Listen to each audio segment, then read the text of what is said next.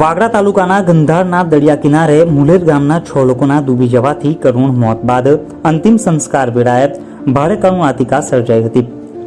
અંતિમ સંસ્કાર બાદ વાગરા તાલુકામાં અદ્યતન સુવિધાવાળું હોસ્પિટલના નિર્માણને લઈને પણ લોકમાંગ ઉઠી રહી છે.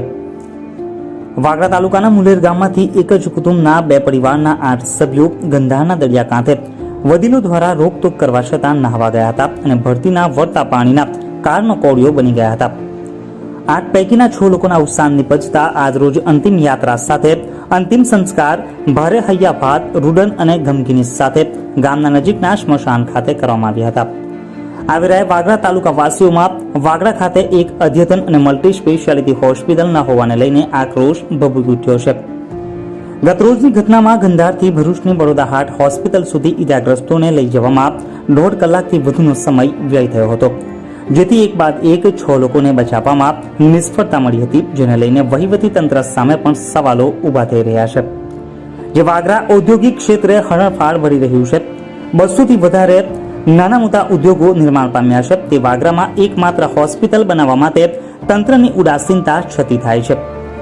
ઉદ્યોગો અને ઉદ્યોગકારો પાસેથી સરકાર ટેક્સના નાણાંથી મતલબ રાખે છે, નેતાઓ પાર્ટી ફંડથી મતલબ રાખે છે, પણ જે ઉદ્યોગોના પ્રદૂષણથી વાગરાની જનતા તકલીફ વેઠી રહી છે, એ જનતાના સ્વાસ્થ્ય માટે હોસ્પિટલ માટે કોઈ આયોજન નથી. આ પૂર્વે પણ ચાંચવેલ ગામમાં ફૂડ પોઈઝનિંગથી 200 થી વધારે અસરગ્રસ્ત લોકોને સારવાર માટે તત્કાળ વ્યવસ્થા કરવામાં આવી હતી.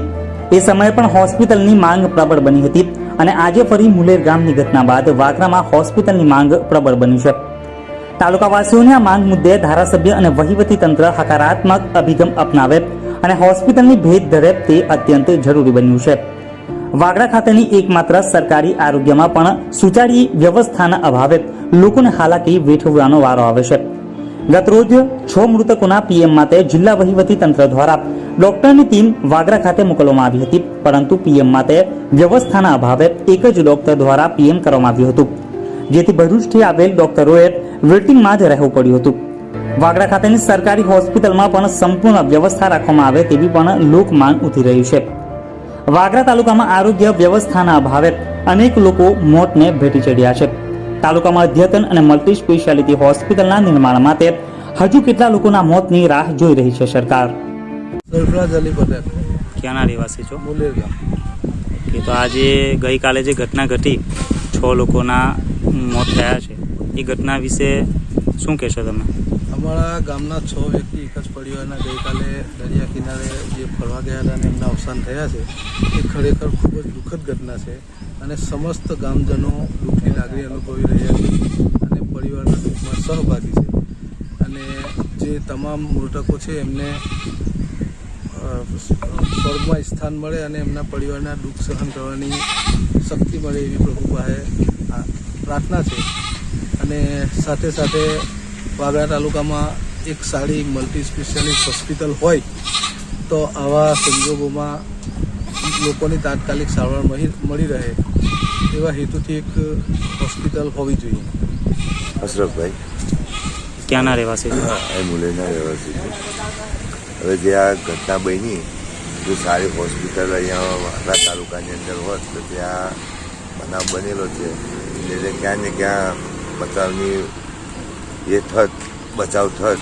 અહીંયા જો અમારે ડાયરેક્ટ ભરૂચ એમને લઈ જવા પડે, જો ભરૂચ જવા માટે કલાક જેવો સમય લાગે, જો અડધો કલાકની અંદર અમે જો વાગરા પહોંચી જતા હોય 20 મિનિટની અંદર, તો જો એ સારવાર અમને ત્યાં મળી ગઈ હોત તો આનું પરિણામ સારું હોય.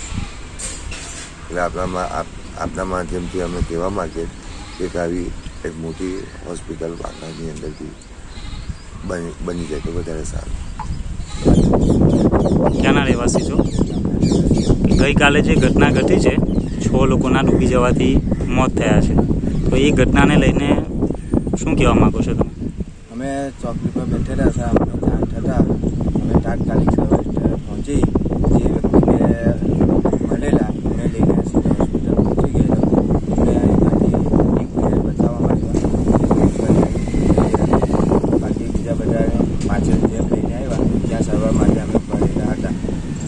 તંત્રને તમે સંપર્ક કરવાની કોશિશ કેવી રીતે કરી?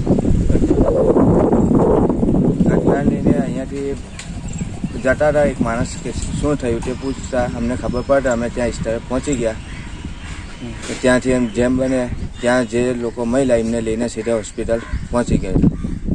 હોસ્પિટલનો સંપર્ક કેવી રીતે કર્યો હતો? હોસ્પિટલનો સંપર્ક એક વ્યક્તિ આગળ રેડી હતો ફોન પર.